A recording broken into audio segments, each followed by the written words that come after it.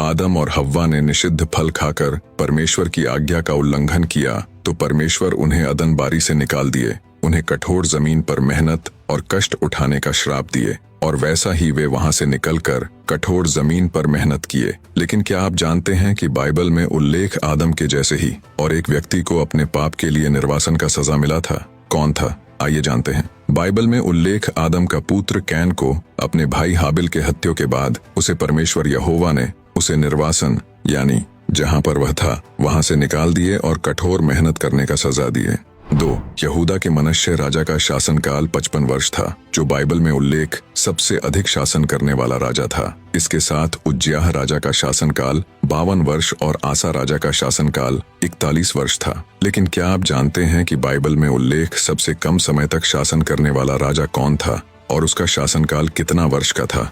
आइए जानते हैं। पहला राजा 16:15 से 20 के अनुसार जिमरी राजा इजराइल का एक ऐसा राजा था जो राजा एला की हत्या के बाद इजराइल के सत्ता पर बैठा था। लेकिन इजराइल के लोगों ने जिमरी के शासन को अस्वीकार किया और ओमरी को अपना राजा घोषित किया, जिसे कि जिमरी का शासनकाल केवल 7 दिनों तक ही चला। पराजित होने और हार का सामना करने के बाद जिमरी ने एक दुखद अंत चुना। उसने शाही महल में आग लगा दी और आग की लपटों में जलकर मर गया।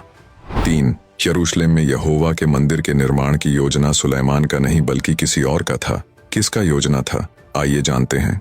परमेश्वर यहोवा के मंदिर यरूशलेम में कैसे बनाया जाएगा, इसकी योजना दाऊद राजा के दिमाग में पवित्र आत्मा द्वारा डाली गई थी, जिसे बाद में दाऊद ने सब कुछ सुलेमान को दिया। और सुलेमान ने अपने शासनकाल के 4थे वर्ष में मंदिर का काम शुरू करवाया। और दिलचस्प बात यह है कि मंदिर उसी स्थान पर बनाया गया जिस स्थान को दाऊद ने यबूसी और नान के खलिहान के लिए 600 शेकेल सोना देकर खरीदा था। मंदिर के निर्माण के बाद वाचा की संदूक को मंदिर के पवित्रतम स्थान में रखा गया। 4. बाइबल में उल्लेख एकमात्र ऐसा भविष्यवक्ता जिसे परमेश्वर यहोवा द्वारा विवाह करने के लिए मना किया गया था। कौन था वह भविष्यवक्ता और क्यों मना किया गया था? आइए जानते हैं। लेकिन इससे पहले अगर आप भी मेरी तरह यीशु पर विश्वास करते हैं तो इस पेज को फॉलो करें और कमेंट में यीशु के नाम से आमीन लिखना ना भूलें। यहूदा राष्ट्र में लोगों की लगातार मूर्ति पूजा और अवज्ञा के कारण यहूदा के विरुद्ध परमेश्वर ने विनाशकारी न्याय की घोषणा की। ऐसी विकट परिस्थिति में भविष्यवक्ता यिर्मयाह का विवाह करना और बच्चे पैदा करना उसके परिवार को बहुत कष्ट में डाल देता।